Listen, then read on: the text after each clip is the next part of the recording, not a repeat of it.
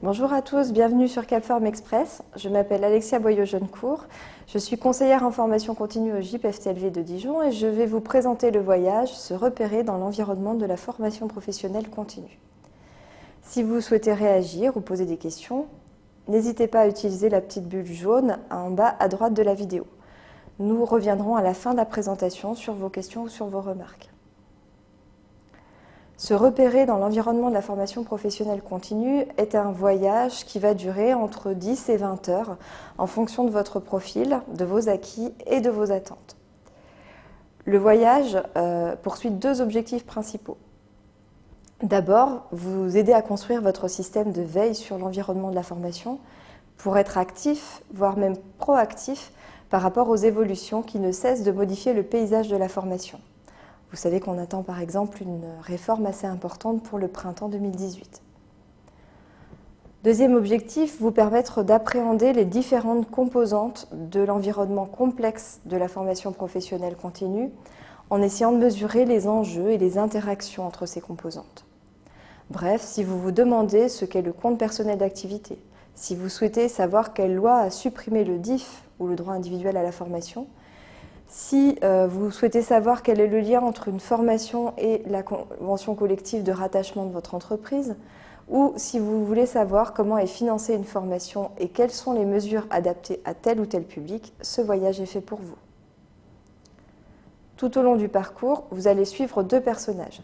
Nadine, qui est conseillère dans un OPCA, organisme paritaire collecteur agréé, et Laurent, qui est responsable d'un organisme de formation. À partir d'interviews, de supports et de différentes informations, il travaille sur un projet de reportage qui s'appelle « La galaxie de la formation professionnelle ». Votre aide leur sera précieuse. Cette galaxie de la formation est en fait faite de 6 planètes distinctes qui sont en interaction et que vous allez pouvoir explorer dans l'ordre que vous souhaitez. On a tout d'abord la planète norme, ou source juridique de la formation, qui va vous permettre d'identifier la nature et la valeur des textes consacrés à la formation, tout en réfléchissant à l'évolution historique et puis à l'évolution en lien avec le système social et économique. Ensuite, la planète public en formation va permettre d'identifier les différentes catégories de public que vous pouvez rencontrer et réfléchir aux questions à leur poser pour les aider, les accompagner dans leur projet de formation. Troisième planète, la planète acteur de la formation, va vous présenter les différents interlocuteurs que vous pouvez côtoyer ou que vous avez déjà rencontrés et vous amener à réfléchir à votre propre place dans ce système d'acteurs. Ensuite, la planète objectif de formation va vous permettre de s'interroger sur les objectifs de formation qui sont consacrés par le Code du travail et puis dans une perspective un peu plus macro, aux objectifs des politiques de formation. Cinquième planète, la planète financement de la formation, va faire le point sur qui sont les financeurs, quels sont les circuits, en revenant sur un certain nombre d'idées reçues par rapport à la formation professionnelle et par rapport au financement. C'est la question des 32 milliards, à quoi servent-ils?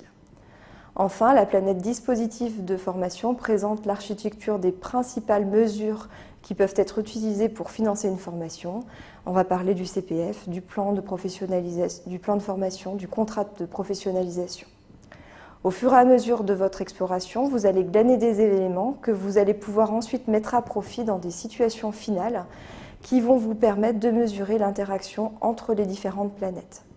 Et vous allez aider Nadine et Laurent et structurer avec eux leur reportage qui va vous permettre de connaître quelques personnages récurrents que vous allez accompagner. Je vous souhaite une bonne exploration et je suis à votre écoute si vous avez des questions ou des remarques.